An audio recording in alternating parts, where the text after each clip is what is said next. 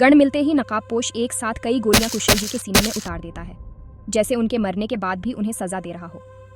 मगर किस बात की, ये तो शायद भगवान ही जानते हो। कुशल जी और आराधना जी तो अपनी गलती जाने बिना ही इस दुनिया को अलविदा कहकर जा चुके थे। नकाबपोश जा चुका था, पीछे रह गए तो बस कुशल जी और आराधना जी का बेजान जिस्म। पलक यहाँ इन सबसे बेखबर की उसके घर पर क्या हो रहा है या क्या हो चुका है। मस्त अपने दोस्तों के साथ कॉलेज की कैंटीन में गप्पे मार रही थी। आंचल पलक से पूछती है, पलक तूने सोचा है आगे क्या करेगी? पलक कहती है, सोचा तो बहुत कुछ है, बस करना बाकी है। अर्णव उसके इस जवाब पे कहता है, अच्छा ऐसा क्या सोचा है तुमने, जरा हमें भी बताओ। पलक कहती है, अपनी स्टडीज कंप्लीट करके किसी अच्छे से कंपनी में पहले जॉब करूंगी ताकि थोड़ा एक्सपीरियंस मिल सके। उसके बाद अपना खुद का बिजनेस खोलूंगी। और पलक उन दोनों को देखकर अपनी उंगली उन दोनों की तरफ पॉइंट करते हुए कहती है, और उसे इतनी ऊंचाइयों पर ले जाऊंगी कि सब देखते ही रह जाएंगे। पलक की नौटंकी देख आंचल और अर्णव की जोर से हंसी छूट जाती है। उन दोनों को हंसता हुआ देख पलक मुंह बनाते हुए कहती है, मैं मजाक नहीं कर रही। और फिर तीनों साथ में हंस देते हैं। अभी ये सब मजाक कर ही रहे थे कि पलक को जैसे बहुत ही ज्यादा बेचैनी होने लगती है, जैसे कुछ बुरा होने वाला है। पलक के अचानक ऐसे बदलते एक्सप्रेशंस देख आंचल और अर्णव अपनी मजाक मस्ती रोकते हुए पूछते हैं, क्या हुआ पलक, तेरी तबीयत तो ठीक है ना? अर्णव कहता है, हाँ पलक, मुझे भी तेरी तबीयत ठीक नहीं लग रही। फिर अपनी जगह से उठते हुए वो कहता है, चल तुझे घर छोड़ देता हूँ। पलक उसका हाथ पकड़ उसे वापस बैठाते हुए कहती है, अरे यार मुझे कुछ नहीं हुआ है। अर्णव कहता है, तो फिर तेरा चेहरा क्यों उतर गया अचानक? पलक बात को टालते हुए कहती है, कुछ नहीं मेरे भाई, अब बैठ जा। पलक अपनी परेशानी बताकर अपने दोस्तों को परेशान नहीं करना चाहती थी, इसलिए वो उन्हें कुछ नहीं बताती। आंचल पलक को देखते हुए एक बार फिर कंफर्म करते हुए पूछती है, तू पक्का ठीक है ना? पलक कहती है, हाँ मेरे मम्मी पापा, मैं बिल्कुल ठीक हूँ। पलक की बात सुन तीनों फिर एक साथ हंस दिए। इंदौर एयरपोर्ट। अभिमन्यु इंदौर पहुंच चुका था। वो अपने प्राइवेट प्लेन से उतरकर एयरपोर्ट से बाहर आते हुए अपने सनग्लासेस चढ़ा लेता है। अभिमन्यु जहां से गुजरता लोग उसे एक बार पलटकर जरूर देखते। अभिमन्यु का ऑरा ही ऐसा था कि लोग खुद को उसे देखने से रोक ही नहीं पाते और लड़कियां जैसे उसे एक बार देखकर ही उसकी कायल हो जाए। वहां से गुजर रही एक लड़की अभिमन्यु को देख अपने बगल में खड़ी लड़की को कोहनी मारते हुए कहती है, यार कितना हैंडसम बंदा है ये। दूसरी लड़की कहती है, यार सच्ची, मेरा बस चले तो मैं अभी इसे अपना बना लूं। अभिमन्यु उनकी सारी बातें साफ साफ सुन सकता था, मगर फिर भी कोई रिएक्शन न देते हुए वो आगे निकल जाता है। राघव को तो हंसी आ रही थी। वो हंसते हुए अभिमन्यु से कहता है, अभी मानना पड़ेगा तुम्हारी फीमेल फैंस बहुत है, इन्हें देखकर ऐसा लगता है अगर तुम इन्हें एक बार भी नजर उठाकर देख लो तो ये सब तुम्हें किसी भूखी शेरनी की तरह कच्चा ही खा जाए। इतना बोलकर राघव फिर अपना मुंह दबाकर हंसने लगता है। अभिमन्यु उसे घूरता है मगर कहता कुछ नहीं।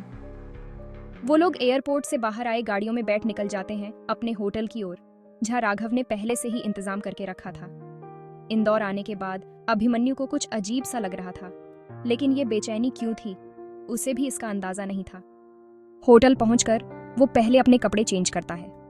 तब तक एक होटल स्टाफ अभिमन्यु के लिए खाना लाकर टेबल पर रख वापस चला जाता है। ये होटल अभिमन्यु का ही था, इसलिए यहाँ के स्टाफ को अच्छे से पता था कि अभिमन्यु को कब क्या चाहिए होता है। उस स्टाफ के जाने के बाद अभिमन्यु का फोन बजता है। स्क्रीन पर कोई अननोन नंबर फ्लैश हो रहा था। अभिमन्यु को ऐसे अननोन नंबर उठाने की आदत नहीं थी, इसलिए वो कॉल को इग्नोर करते हुए खाना खाने बैठ जाता है। अभिमन्यु अभी एक निवाला अपने मुंह में डालता, उसके पहले उसका फोन फिर बजता है। इस बार अभिमन्यु कुछ सोचकर कॉल उठा लेता है, हेलो, मगर दूसरी तरफ से कोई आवाज नहीं आती। अभिमन्यु फिर हेलो कहता है, लेकिन इस बार भी कोई जवाब नहीं। वो फोन अपने कान से थोड़ा दूर करते हुए चेक करता है, कॉल कहीं डिस्कनेक्ट तो नहीं हो गई, मगर कॉल अब भी चालू था। कॉल के दूसरी तरफ सन्नाटा छाया हुआ था कि तभी धीमे मगर सख्त आवाज अभिमन्यु के कानों में पड़ती है, चले जाओ वापस, इंदौर तुम्हारे लिए सिर्फ खतरा बनेगा, तुम्हारी जिंदगी में तूफान लाएगा और किसी की जिंदगी तबाह करेगा। इतना कहकर वो शख्स शांत हो जाता। उस इंसान की बात सुनकर अभिमन्यु का चेहरा काला पड़ता जा रहा था। फोन के दूसरी तरफ से आ रही आवाज से अभिमन्यु समझ नहीं पा रहा था कि वो कोई लड़का है या लड़की। उसकी बातें अभिमन्यु को उलझन में डाल रही थी। पहले उसे आभास होना कि इंदौर में कुछ तो जरूर होने वाला है, और फिर ये कॉल। अभिमन्यु अपने आप को शांत करते हुए अपनी भारी आवाज में कहता है, कौन? पर दूसरी तरफ फिर से सन्नाटा छा गया था। अभिमन्यु इस बार थोड़ा गुस्से में गरजते हुए पूछता है, हमने पूछा कौन हो तुम, और इन सब बातों का क्या मतलब है? दूसरी तरफ से फिर वही शांत आवाज आती है, बस तुम्हारा शुभ चिंतक, मैं तुम्हें अभी भी कह रहा हूं, चले जाओ यहां से। इतना कहकर वो शख्स कॉल डिस्कनेक्ट कर देता है। अभिमन्यु बस हेलो हेलो करते रह जाता है।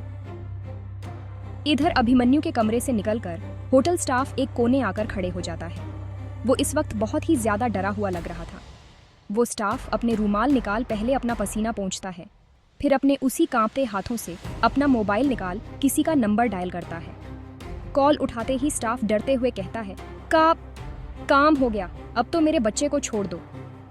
दूसरी तरफ से आवाज आती है, अभी आधा काम हुआ है, जब काम पूरा हो जाएगा तो तुझे तेरा चूजा वापस मिल जाएगा। इतना कहकर वो आदमी कॉल डिस्कनेक्ट कर देता है। पलक का मन अभी भी बहुत बेचैन था। वो अभी अपने दोस्तों के साथ क्लास में जा ही रही थी कि उसका मोबाइल रिंग करता है। वो मोबाइल निकालकर देखती है तो उसके घर के लैंडलाइन से कॉल आ रहा था। पलक कॉल पिक कर अपने कान पर लगाते हुए कहती है, जी माँ, कहिए। मगर कॉल के दूसरे तरफ की बात सुनकर तो पलक का फ़ोन उसके हाथ से नीचे गिर जाता है। उसके आंखों से बेतहाशा आंसू गिरने लगते हैं। कुछ गिरने की आवाज़ सुनकर आंचल और अर्नव, जो पलक के रुकने की वजह से थोड़ा आगे निकल गए थे, वो पलट कर पीछे देखते हैं। पलक को ऐसे फ्रीज और रोते हुए देख वो दोनों जल्दी से भागकर उसके पास आते हैं। आंचल पूछती है, पलक क्या हुआ, तू रो क्यों रही है? लेकिन पलक कोई जवाब नहीं देती। अर्नव उसे झकझोरते हुए पूछता है, क्या हुआ? पलक कुछ बोलेगी भी, मगर पलक अब भी कोई जवाब नहीं देती। तभी आंचल की नज़र नीचे गिरे हुए पलक के फ़ोन पर जाती है। वो झट से नीचे झुकते हुए फ़ोन उठा लेती है। नीचे गिरने की वजह से फ़ोन की स्क्रीन थोड़ी सी टूट गई थी, मगर कॉल अब भी चालू था। दूसरी तरफ से हेलो हेलो की आवाज़ आ रही थी। आंचल जल्दी से फ़ोन अपने कान पर लगाए जल्दी से पूछती है, हेलो कौन? आंचल का सवाल सुन दूसरी तरफ से कोई कुछ कहता है, जिसे सुनकर आंचल का भी वही हाल हो गया था जैसे कुछ देर पहले पलक का था। उसकी आंखों से भी आंसू रुकने का नाम नहीं ले रहे थे। अर्नव उन दोनों को ऐसे देख बहुत परेशान हो रहा था। वो आंचल को हिलाते हुए पूछता है, तू तो बता क्या हुआ? आंचल रोते रोते उसे सब बता देती है जो कुछ देर पहले उसे फ़ोन पर पता चला था। पलक की ऐसी हालत की वजह जानकर तो अर्नव भी शौक था। उसे डर लग रहा था कि कहीं पलक को कुछ हो न जाए, इसलिए वो उसे हिलाते हुए कहता है, पलक पलक, होश में आओ, हमें अभी निकलना होगा।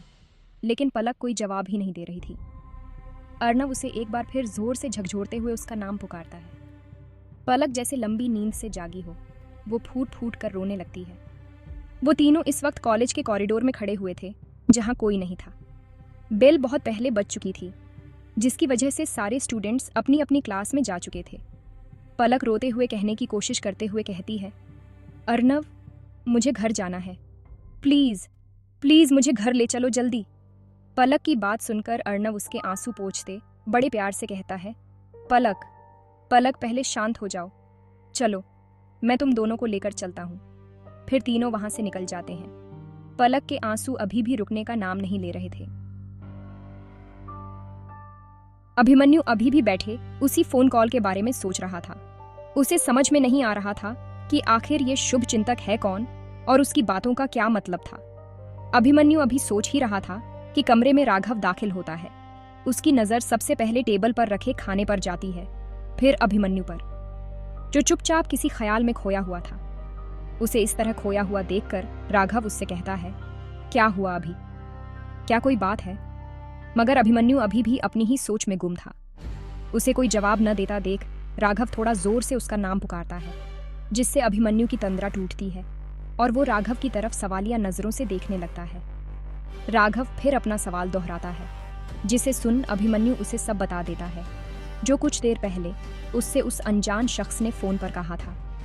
उसकी बात सुनकर तो राघव भी सोच में पड़ जाता है और अपने मन में कहता है, इसका मतलब उन्होंने जो कहा था वो सच है। वो अभिमन्यु के कंधे पर हाथ रखते हुए कहता है, किसी ने मजाक किया होगा, don't take it seriously. Abhimanyu कुछ नहीं कहता। इतने में राघव का फोन बजता है।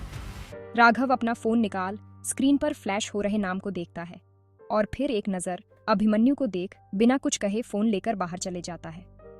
अभिमन्यु अभी भी अपनी ही सोच में गुम था, इसलिए वो इस बात पर ज्यादा ध्यान नहीं देता। तो क्या होने वाला है आगे? कौन था वो शुभ चिंतक जिसने अभिमन्यु को कॉल किया था? क्या अभिमन्यु उसकी बात मान वापस चला जाएगा? राघव इस तरह बिहेव क्यों कर रहा है? किसका कॉल आया था राघव के पास?